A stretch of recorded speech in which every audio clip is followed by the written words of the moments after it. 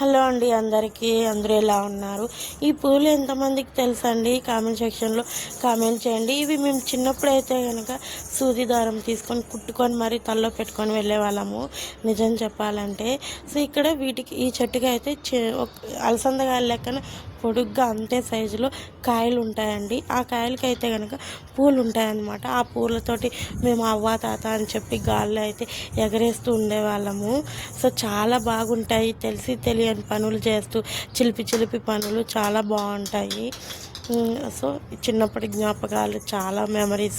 పల్లెటూరులో ఒకసారి వెళ్ళామనుకోండి, అన్నీ ఏవైనా పనులు చేస్తున్నప్పుడు ఆ పనులు చిన్నప్పుడు చేసుంటాం కదా, అవి చాలా గుర్తొచ్చేస్తాయి. అలా చేసేవాళ్ళము, ఇలా చేసేవాళ్ళం అని చెప్పి ఒక్కొక్కసారి చాలా ఫీల్ అవుతూ ఉంటాను నేనైతే కనుక.